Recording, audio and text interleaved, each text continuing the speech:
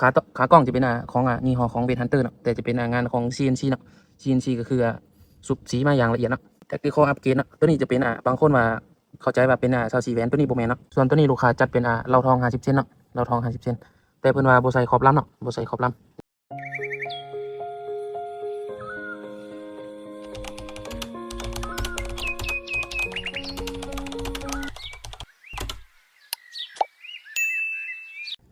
สวัสดีเนาะสวัสดีน้องสายลาเฮาทุกคนเนาะมื้อนี้เฮามีเวลาสิมารีวิวตัวนี้จะเป็นPCP ของเวียดนามเนาะเป็น2รุ่นตัวนี้ลูกค้าจัดเป็นTactical กับ K2 เนาะเครื่องเข้ามากับ2รุ่นเนาะบ่มีรุ่นอื่นมานำ MC มาสุดนี้กันหน่อยเนาะได้แต่ Tactical เนาะส่วน Tactical นี่เฮายังได้สุดเดียวเนาะยังแต่ตัวนี้เป็นลูกค้าเพิ่นจัดแต่งเต็มสุดเลยเนาะเพิ่นจะแต่งใส่กับห้องเสริมลมเนาะห้องเสริมลมแล้วก็แต่งใส่กับถ่ายของถ่าย CNC เนาะแล้วก็ขาแต่งกองอีกแล้วก็สุดนี่จะเป็นสุดอัปเกรดสปริงเนาะบ่ว่าจะเป็นน็อตลดคอนสลักพายอีกอย่างจะแต่งเป็นสีแดงเนาะแต่งเป็นสีแดงหมดลูกค้าว่าถึกหรือแพงแดงไว้ก่อนพุ่นน่ะมาเข้าเรื่องกันเนาะเฮาสิมารีวิวพอคร่าวๆให้เบิ่งอัปเกรดให้เบิ่งว่าเครื่องชุดนี้มีหยังแน่มาเบิ่งชุดที่1นำกันก่อนเนาะชุดที่1ตัวนี้จะเป็น K2 ของไซงอนเนาะตัวนี้เป็น K2 ไซงอนงานละเอียดเนาะเขาจะเบิ่งได้ว่าไซงอนสังเกตเบิ่งงานเนาะงานมันจะเก็บงานละเอียดเนาะตัวนี้เป็นงานไซงอนแท้เนาะ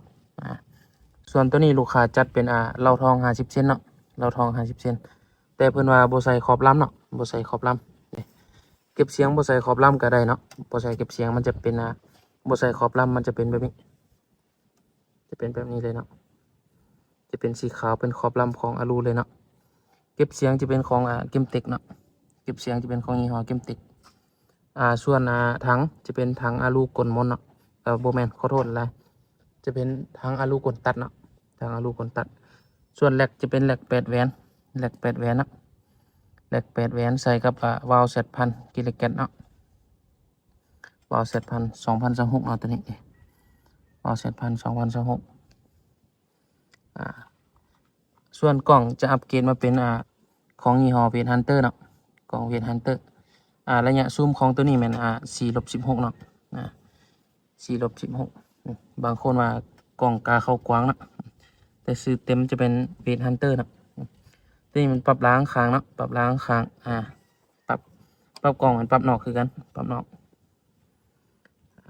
ถ่ายก็จะเป็นถ่าย M4 ธรรมดาเนาะกิบมือก็เป็นกิบมือตัวนี้ตัวยางเขามาจากโรงงานเลยเนาะส่วนดอกว้าวหรือว่าสปริงมันชุดอัปเกรดเรียบร้อยเนาะชุดนี้เนาะยังเหลืออยู่บ่หลายเนาะลูกค้าบ่ได้สนใจก็สามารถทักเบอร์เข้ามาได้เนาะตัวนี้มันเฉพาะชุด K2 หรือว่าชุด M4 เนาะชุด K2 ถ้าเปลี่ยนเป็นถังคาร์บอน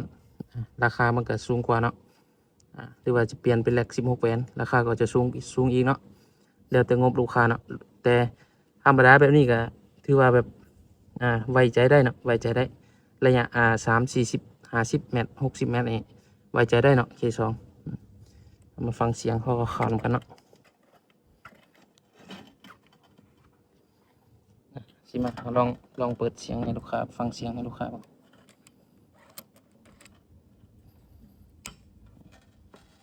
ไกมันจะนิ่มกว่า MC เนาะ K2 ไกจะนิ่มกว่า MC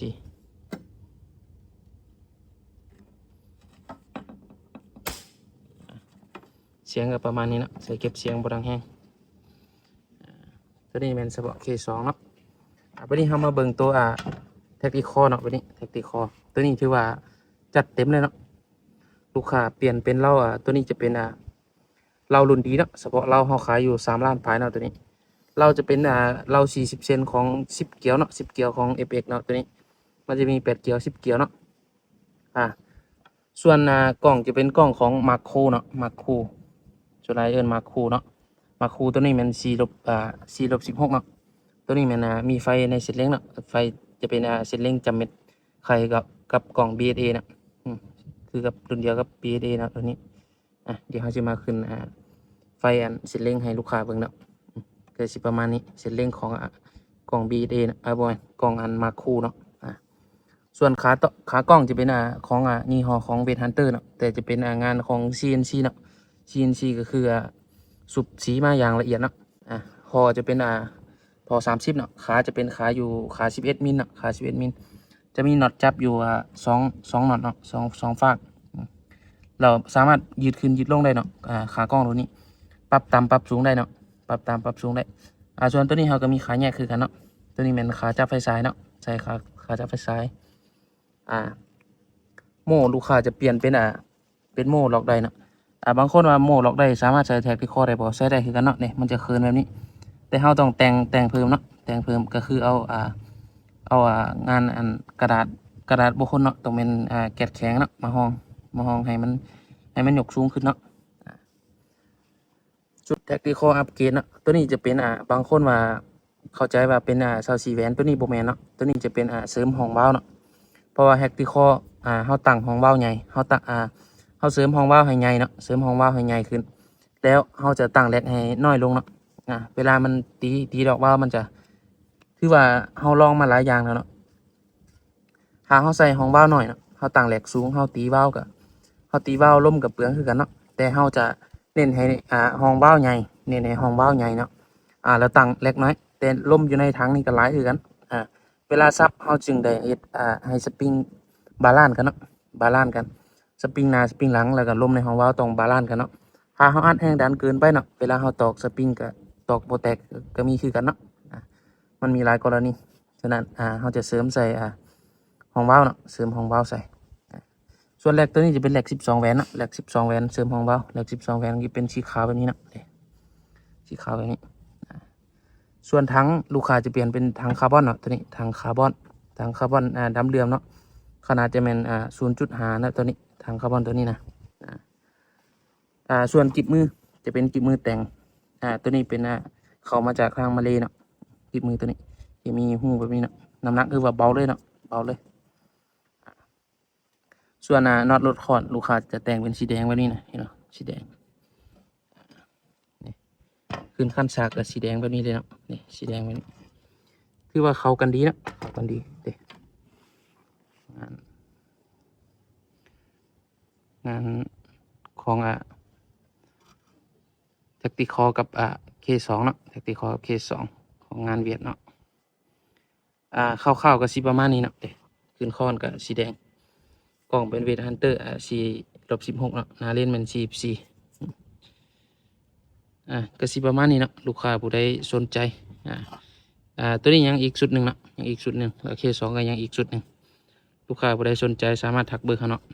เครื่องเขามีรับประกันให้คือเก่าเนาะยิงบุกกลุ่มสามารถมาเปลี่ยนคืนหรือว่าเขาก็เฮ็ดให้เต็มที่เนาะเฮ็ดให้เต็มที่สนใจแม่นทักเบอร์เขาเนาะเบอร์เขาแม่น98464155เนาะตามหน้าปกโปรไฟล์เลยเนาะสำหรับคลิปนี้ก็สิมีแต่ซ้ำนี้เนาะขอบใจที่เขามารับชม